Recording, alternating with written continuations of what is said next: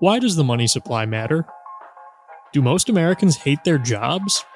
And how can it make sense to spend millions of dollars on an election you'll win anyway? I'm Dominic Pino, Thomas L. Rhodes Journalism Fellow with the National Review Institute, and we'll look through those questions on this episode of Econception.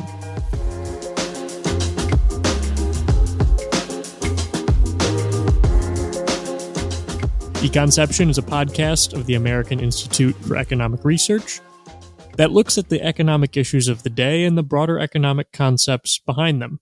We're recording today on location from Friedman and Schwartz's Monetary History of the United States. It's a big enough book for two people to record a podcast comfortably with room to spare. Inflation has been in the news for the past several years. This is the first time in many decades that inflation has become a pressing problem. And trying to understand how that inflation began, how inflation works, is something that economists have been doing for a long time. One economist who is looking at those questions is Patrick Horan. He is a research fellow with the Mercatus Center at George Mason University. And he has a new paper out in the Quarterly Review of Economics and Finance about money supply, inflation, and how these things relate to each other. So I wanted to have Pat on the show to talk about this very important concept. So Pat, let's start off with this idea of money supply. First of all, what is the money supply? And why do economists, at least some economists, think it's important? Thanks for having me on, Dominic. So the money supply, there's no one single definition to it, but you might think of it as a relatively straightforward concept. It's the amount of money flowing out there. How you define money, though, economists have different ways of doing that. So we talk about who controls the money supply. Some people say, the money supply is controlled by the Federal Reserve because they instruct the mint to print dollars and coins. And through their open market operations, they can inject liquidity into the economy. They don't really control it. Most people, what people typically think about when they think of the broader money supply, though. So the Federal Reserve can control through its operations the amount of currency in circulation, and then also the bank reserves that are parked at the Fed. Now, because we live in a world with fractional reserve banking, broader measures of money, so the monetary base, currency plus checking accounts. That's the historical definition of what's called M1. That is actually determined by the private sector, the public, based on how much people want to put in the form of checking accounts. Another aggregate that people have talked about over the decades is M2, which historically was M1. So that's currency plus checking accounts plus other what are called demand deposits, then plus savings accounts and small CDs. So that's M2. And those definitions actually changed a little bit in 2020, but those are the definitions you probably would have read if you went to college pre-2020. But there are some broader ways of defining it. You can define it as even in terms of broader aggregates. There used to be M3, which has been published by the Fed. There were a few other versions published by the Fed. M1 and M2 are really the only ones they keep publishing. But I argue these broader aggregates are still useful, but it's a matter of measuring them properly. So you trace this idea of believing that the money supply matters to inflation back to at least David Hume in the 1750s. You also talk about the really important work that Milton Friedman and Anna Schwartz did in their book Monetary History of the United States, where they sort of outline exactly how the money supply helps to explain things like inflation and things like the general economic conditions of the U.S. historically. And then there's been various other scholars since that book came out that have done similar things in trying to do that. And one of the questions they always run into is this definition question, right? Which is which measure of the money supply is the one that works, or, it doesn't have to be one necessarily, which ones are helpful and which ones work. And some economists have looked at this problem and said, look, it's too in the weeds on this definition stuff. It's too difficult to figure out. We don't need to pay attention to the money supply because if you look at some of these measures, there's no correlation and it doesn't matter. If you look at other ones, it is. But how do we know which ones work? So we're going to pay attention to other quantities in the economy, and those are going to be the things that we care about and study. So why is it that you think that money supply is so important and is one that we should still look at today? Well, I still think it's worthwhile to look at money as long as it's properly measured and it's broad. Now that's a good point, though. The monetary system evolves. So I mentioned earlier that there are broader forms of money, broader than the M1 and M2 that you frequently hear about. There's M3, which the Federal Reserve used to report but no longer does. That included repurchase agreements and institutional money market funds, kind of like Wall Street money. And those kinds of assets are created by banks or kind of quasi-banks, the shadow banking system. And that kind of like reflects an evolution of the monetary system that I think that's become more important in recent decades than it was when Milton Friedman and Anna Schwartz were writing. So economists can and should study which aggregates they think are best, and that can change over time. So I don't think there's one measure of money that forever and ever will be the best definition of money. But I still think though that if you do empirical studies and you're looking at a sufficiently broad aggregate, you'll see it does a good job of explaining changes in output in the short run and inflation in the medium to long run. Yeah, and so your paper uses specific kinds of money supply measures. What are those called? How did they start, and what makes them different from those simple sum aggregates that you talk about as the alternatives? All right. So in the paper, I primarily talk about what are called Divisia monetary aggregates as opposed to simple sum aggregates. So simple sum, the Federal Reserve still publishes simple sum M1 and simple sum M2. Now, what does that mean? Simple sum means that you're treating all the components within an aggregate as if they're perfect substitutes for each other. So you just add, in the case of M2, saving currency plus checking accounts plus savings accounts plus CDs. There's a theoretical problem, though, with that kind of approach, the simple sum approach, and that is that different kinds of money are not perfect substitutes for each other. So the money you have in the form of CD is not as liquid as the money you have in the form of a checking account or in your wallet. So you have to kind of correct for that somehow. And there's an economist named William Barnett really pioneered this way to get around this problem. So the way you get around the problem is you control for the liquidity of a given asset by looking at the interest rate paid on that money. So less liquid forms of money will tend to pay an interest rate to compensate you for the fact that it's less liquid. So in the form of a CD, is you get some more interest than you would on a savings account or a checking account. So Barnett pioneered this monetary aggregation called Divisia aggregation. The name comes from a French mathematician in the early 1900s. But these aggregates are theoretically superior to the simple sum ones, and they're borne out empirically. So a bunch of economists you mentioned before have looked at this. So Josh Hendrickson at the University of Mississippi, Peter Ireland at Boston College, Michael Belangia also at the University of Mississippi. These are economists who've studied this, who have written a lot, and they've demonstrated the superiority of Divisia over simple sum. Now, within Divisia, the ones I look at in this paper, they're numbered Divisia M1, M2, something called MZM, that's money with zero maturity, M3, and then there's two forms of what's called M4. There's M4 minus, and then there's just M4. And the narrowest is M1, and then the broadest is Divisia M4. I also do look at simple sum measure. I look at simple sum M1, M2, and then the simple sum MZM, which the Fed stopped publishing in 2021. But for the years in the paper I study, when possible, I look at simple sum MZM as well. So your paper goes back all the way to the 1960s. So and it's just about the United States economic history, and you go back as a historical question and see, does the changes in these Divisia monetary measures, do those correctly predict inflation?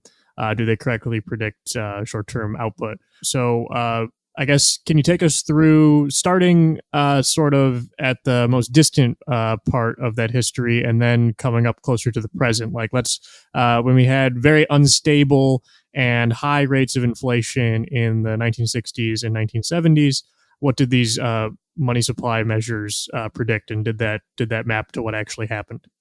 Okay, so there's a few ways I look at the relationship between money and output and money and prices.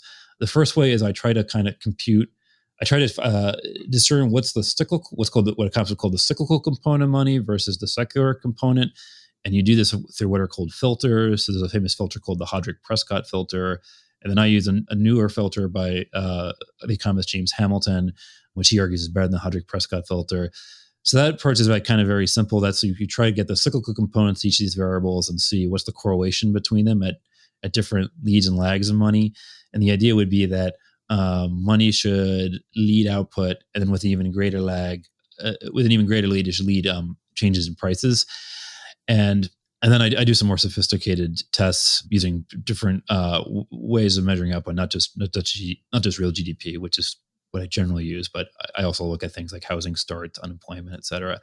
But in the early years of the sample, I do find relatively strong correlations between even the narrow aggregates and output and prices. And then even in the case of the simple sum aggregates, the Divisia outperforms the simple sum, but simple sum's still decent. So that's the first sub period I look at. That's 1967 through 1982.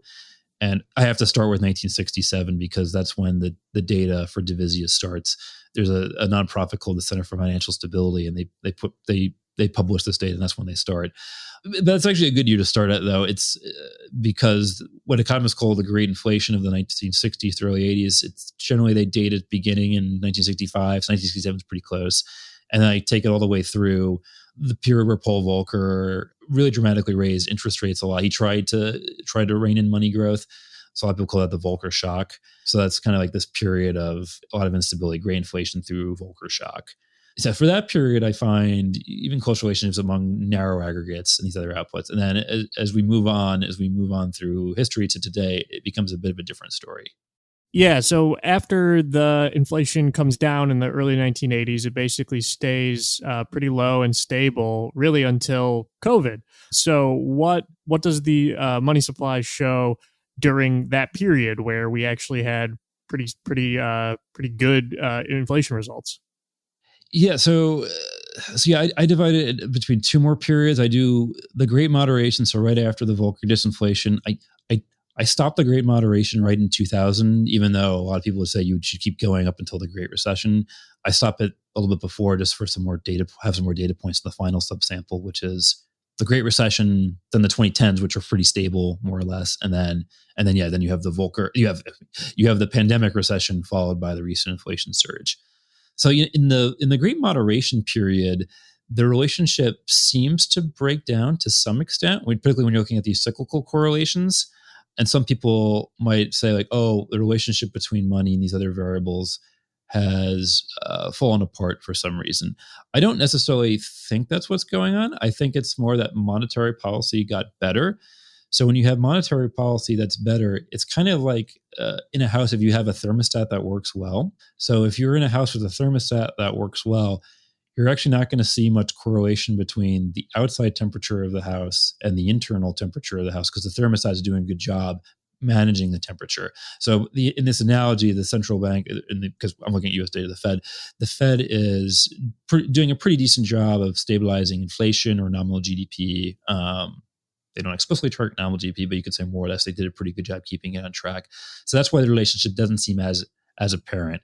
But then when you look at the Great Recession and then especially more recently with the inflation surge, you do see this relationship come back. And you could say this is an example where the Fed kind of dropped the ball. It was not such a good inflation thermostat. That's a really interesting analogy there to a house with a thermostat. What do you think happened during that period that made the Federal Reserve better at monetary policy? Yeah, that's a good question. Some people chalk it up to some good luck, fewer like foreign crises. Like for the 70s, you had a problem of a very expansionary monetary policy and trying to figure out how to get that better, coupled with Middle Eastern shocks, the oil shocks. I do think monetary policy got better beginning in the 80s. And then I think coincidentally, there probably were some things that just worked out better, less instability abroad, but then also some positive technology checks. I would argue that monetary policy got better, particularly at mid 80s through the 90s. Economist John Taylor, who's famous for his Taylor rule, and other economists have pointed out that the Fed became more rule-like during this period where Alan Greenspan, who was the chair at the time, didn't say he was doing a rule. He actually wanted to make sure he could still retain discretion, but people would look at his tenure as Fed chair and say, at least through the late 80s through 90s, he was more or less following like a rule. He and the FOMC were kind of following like a rules-based approach. And what is it that makes a rules-based monetary policy approach better than a discretionary one? Yeah, I would argue so. There's rules versus discretion is this kind of classic debate. So a lot of economists, myself included, are sympathetic to the idea is the central bank should follow some sort of rule. I mean, there are different degrees of, you could say like, well, you pick a rule. You set the interest rate in response to what's happening with output and what's happening in inflation. Or maybe you respond to changes, what's actually happening now and or forecasts of what these things are forecasted to be. And what's exactly a rule? Like you could say, like, well, they more or less follow a rule. Maybe there's like within like a 1 percentage point, the interest rate follows. Like it's roughly following a rule, maybe not 100%.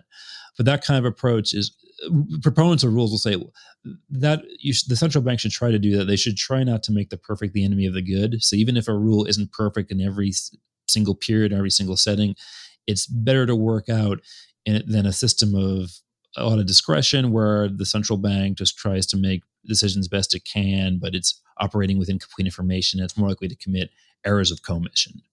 And then that last period in the history is COVID. And what happened during that period that we saw inflation come up so high? Obviously there are huge supply shocks all across the economy when you have a bunch of people not going to work anymore, or the various transportation related problems that we had. But we also had a really big increase in the money supply. And so how do you look at that period in terms of the cause of the inflation that we've seen? Yeah, so to kind of in this paper, to kind of disentangle like what part of the inflation is being caused by money and what's not, I do an exercise where I estimate what's called a vector autoregression, where a vector autoregression is a technique in econometrics where you have a bunch of variables, and rather than saying this variable is your x variable and here's your y variable, that's kind of like what you do in like ordinary least squares. Vector autoregression, everything is a y variable. To frame it one way, everything's a dependent variable. So you're basically saying, in my case, money, output, prices, some other variables, they all can theory and affect each other. So I'm trying to figure out, well, which one, how much does money affect these other variables? And I do some counterfactual simulations where I estimate this vector autoregression, and I say, okay, well, I've estimated this vector autoregression to the sample period. So what happens if I keep, let's say I'm looking at a time when money falls off its course. So I do. Let's take a step back from COVID, if that's okay. Let's go back to the Great Recession. In the Great Recession period, again, at this point, a lot of economists don't really like looking at money because they're particularly concerned with simple sum aggregation. They're not really worried about Divisia aggregation. But if you were looking at Divisia aggregation, you would see that in 2009, 2010, these broad Divisia aggregates fell quite a lot. So M3, M4 minus, and M4. And by the way, the Fed stopped publishing M3 in 2006. The Center for Financial Stability retroactively figured out what these broader aggregates would have been a few years later. But William Barnett, again, the man who is largely responsible for pioneering this approach, he wrote a book called Getting It Wrong. And he talks about this problem where people aren't concerned about measuring money correctly. So and this is leading to policy errors. So during the Great Recession, these broad monetary aggregates fell quite steeply. Had the Fed been publishing these stats, or had someone been publishing these stats and policymakers been paying attention, they might have realized, oh, look, there's something really off with money. We should take money seriously. He doesn't necessarily go so far as to like endorse like a rule where you try to target the money supply per se. He just says take the money supply seriously. And I think at a minimum that makes a lot of sense. So the Great Recession is an instance where the broad money supply, as measured by Divisia, falls quite a lot, and then it recovers, and that kind of explains like the slow but stable recovery of the 2010s. And then in COVID, you have this period where money shoots up very radically. The Fed pursues a very expansionary monetary policy that spring, and I actually think that's generally very reasonable that it did that. It cut interest rates very close to zero. The money supply expanded a lot. We were just in this extraordinarily unusual circumstances where segments of the economy shut down, either a combination of people don't want to go to work because of the pandemic and or the government is telling people you can't go to work right now. So it actually makes sense that we had this very expansionary policy during this kind of like crisis emergent period where things were shut down. And then money growth then does shrink, but money supply as a whole stays elevated even as the economy begins to reopen. And that's when you start to, and of course, that's when you start to see inflation in 2021. And then it really gets high in 2022. It's come down. It's still not all the way down to the Fed's 2% target. Or excuse me, inflation's not come all the way down to the Fed's 2% target.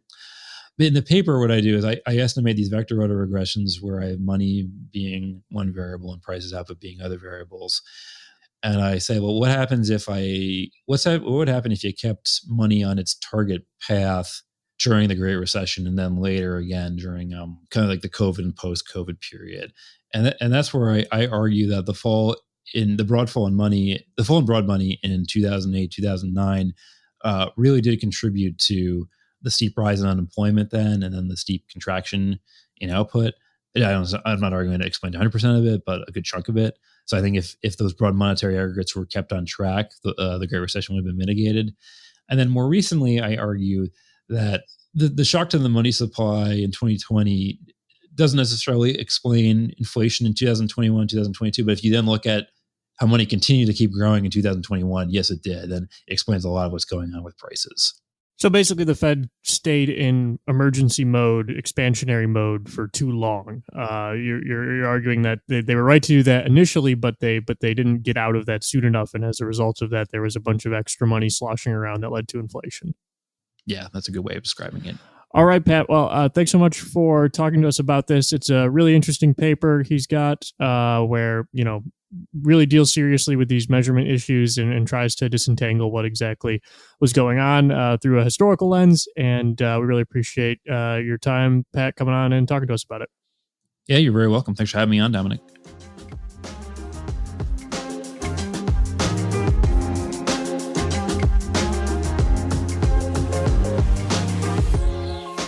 One thing that you've probably heard is that a lot of Americans really hate their jobs, or at least they hate the labor market more broadly. By this, I mean a story that goes something like this. There was a new paper out from the economists Adam Ozimek, John Lettieri, and Benjamin Glasner from the Economic Innovation Group. And they put the narrative this way. They said, it goes something like this. Workers are experiencing an age of unprecedented disruption. The rise of e-commerce and automation, increasing foreign competition, and the proliferation of gig platforms have upended the typical employer-employee relationship and the stability that workers used to enjoy. As a result, more workers are taking on side gigs or cobbling together multiple part-time jobs just to get by. Not only that, but even good jobs are more precarious than in previous eras. Back when manufacturing ruled the U.S. economy, workers could expect a job for life, and today they're forced to switch jobs more than ever before. So, I think most people have probably heard a story like that. It's popular both on the left and on the right politically, and in non-political contexts as well. People will talk about this. So, what these economists do in this paper is they go through the actual evidence, and no part of that is actually true. Holding multiple jobs is slightly less common today than it was in the past. In 1994, 5.9% of workers had more than one job. Today, it's about 5%. So, not a huge decline, but certainly not an increase. And the crazy thing about that is actually people are more likely to work more jobs when the economy is good, not when the economy is bad. Because a better economy means there's more jobs available. They find that the average worker works fewer hours today than in the past. The average work week has gone down by about 4 hours since the 1980s. The proportion of the labor force that's working part-time right now is 19.3%. That's lower than it was in 1980. And only 2.6% of people work part-time due to economic necessity. That's a specific category that we keep track of. Only 2.6% are in that bucket.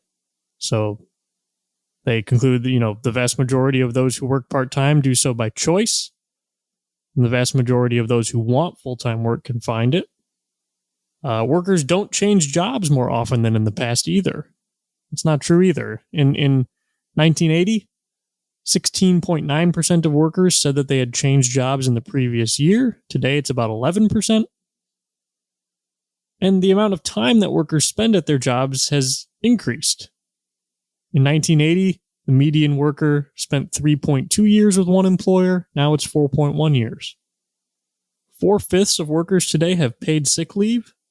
1/4 have paid family leave. And both of those proportions are all-time highs.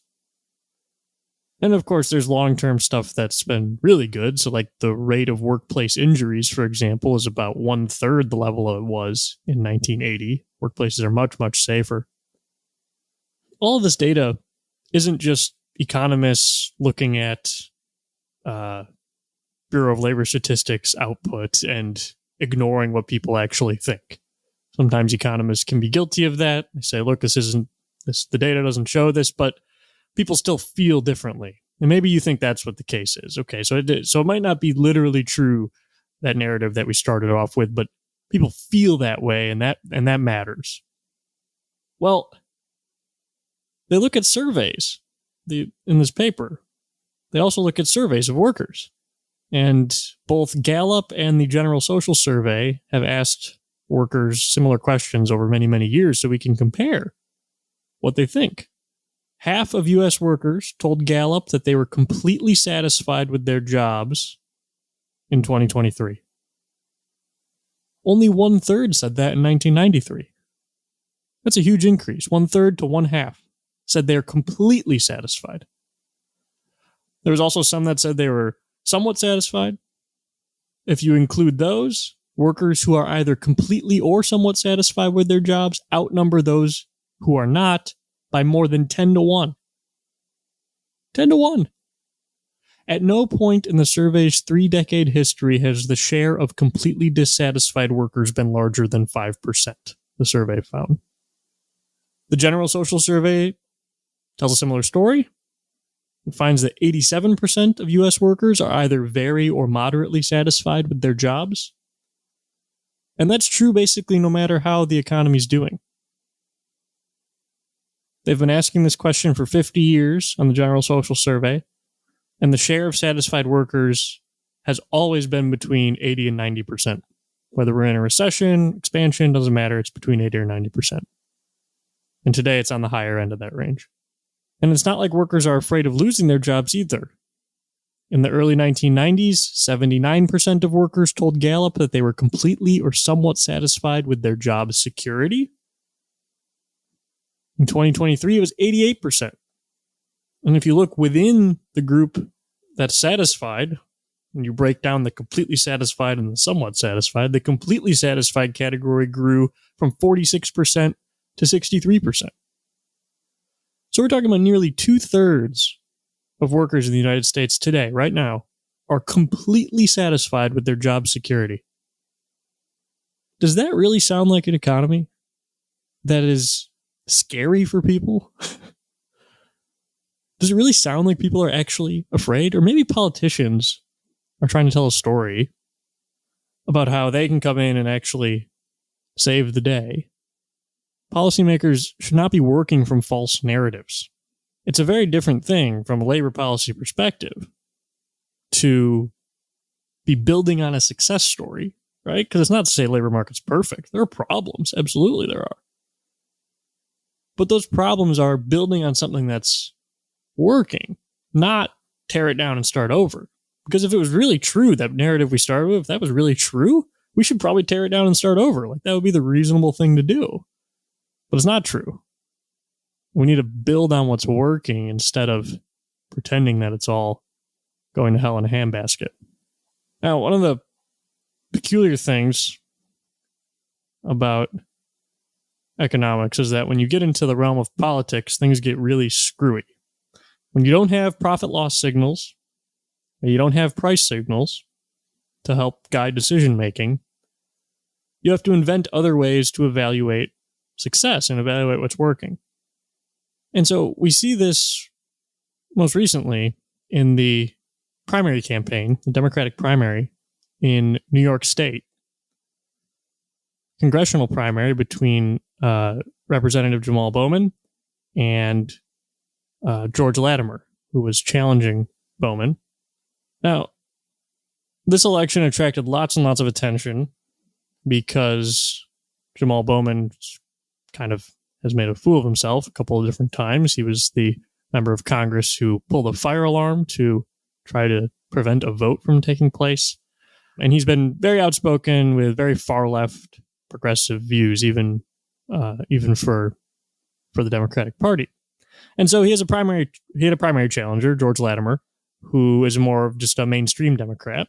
And it's a pretty mainstream Democrat district. The district that they were running in, it's not an extremely far left. The voters there are not extremely far left. They're more mainstream Democrats. It's a safely Democrat district, but it's not a far left one. And so Latimer was basically always going to win this election. Polling from many months ago showed him way ahead. He ended up winning by more than 15 points. It wasn't really close. He is the county executive of Westchester County, which is where most of the district is located. Before that, he was in the state legislature representing the same area. So he was already very well known to the voters there. They've already voted for him. He literally already represents them in local government. And so moving him up to Congress was probably inevitable. That being said, a lot of groups spent a ton of money in this election. The one that's been getting the most attention is the American Israel Public Affairs Committee, AIPAC. They spent about $15 million in support of Latimer and opposing Bowman. One of the issues that separates these two is Israel. Bowman has been very anti-Israel. Latimer holds the mainstream Democrat position of being pro-Israel. And so naturally, AIPAC supported Latimer and opposed Bowman. Now that makes sense, right? It's perfectly consistent with their policy views. But they spent $15 million, which in a primary campaign for the House of Representatives is a ton of money, on an election that their guy was going to win the whole time anyway. And you've heard tons of press coverage and tons of attacks from Bowman and his supporters that are trying to say that AIPAC came in and stole the election. They spent so much money. This is evil, big money in politics. AIPAC, controls everything and is just basically bought this seat for Latimer. Again, that's really not true. Latimer was probably going to win the whole time anyway. Polling backs that up. And he did win by a lot. It's not like it was very close. But you can turn that same thing around and say, well, wait a minute. That's kind of stupid. Then why did AIPAC spend $15 million if it was going to win anyway? It seems like a waste of money, right? Certainly there must be other elections elsewhere in the country that would have been more competitive that maybe AIPAC could have used that money to spend. But think about it this way. This New York primary election was really the only election going on that had a lot of national attention on it at this time. Obviously, this isn't a normal election day. This is a primary election in the summer. And so they still have plenty of time to strategize about how they want to spend in a general election and so on. But think about those attacks again. They're saying AIPAC controls politics. They're super powerful. They bought this seat. And they're saying that, again, as a criticism of AIPAC. But think about it. What's the pitch to donors to donate to an interest group, to donate to a political action committee? What's the pitch to donors? It's, we're really influential. You should donate to us because if you donate to us, people who you support are going to win elections. And so it's this weird thing where actually the criticism of an interest group and the sales pitch for an interest group are kind of the same thing. It's that they're really powerful. And if you donate to us, we're going to, for the donors, it's if you donate to us, we're going to make sure your guys win. For the critics, it's they're too powerful because their guys win. Now, again, this isn't really true in this case, right? Latimer was going to win anyway. But AIPAC has to show its donors, first of all, that it's standing up for candidates who agree with them on the policy, and Latimer is a perfect example of that. He's pro-Israel. They're an Israel group. Makes perfect sense. It allows them to say that they defeated Jamal Bowman, who was one of the most vocal anti-Israel people in Congress. So that's a huge win for them. And so if they put a bunch of their money out there, then they get to take credit for this, even though it really didn't have that much to do with them. It had much more to do with the fact that Bowman was out of step with his constituents. Because how do you analyze success for a political action committee? They don't have profits. They don't have prices. They have to make strategic decisions about where they're going to put their money without the aid of a profit loss signal. Again, if a business was doing this, they would say, oh, well, let's see what's profitable. Let's try some stuff. And if it doesn't work, we'll change it. But they have a very clear signal, clear feedback coming back to them that says, this is working, it's making money, or this isn't working, it's not making money. But for an interest group, you have to find other ways to measure it because you don't have profit loss signals. So how do they measure it? One thing is, did our candidate win? How many of our candidates that we endorse win? That's one thing. Another thing is media coverage. They can go to their donors and they can say, look at all these media stories that were generated because of us. Your money is making our cause get in front of people's faces because newspapers and TV and radio and all these other things are covering what we're doing. So this is a good use of your money, donor, because we're getting attention. Now, again, for AIPAC in this election, a lot of that attention was negative attention. But a story's a story. And again, those stories, even the negative ones, make it sound like AIPAC's really powerful and they get their way. So this is sort of the just a good example of what happens when you don't have a profit loss signal. You have to come up with other ways to evaluate success.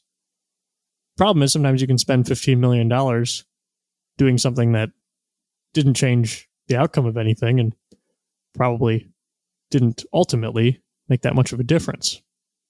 But at least you got a lot of news stories and your guy did win. So maybe that's a success. Now it's time for the paper of the episode.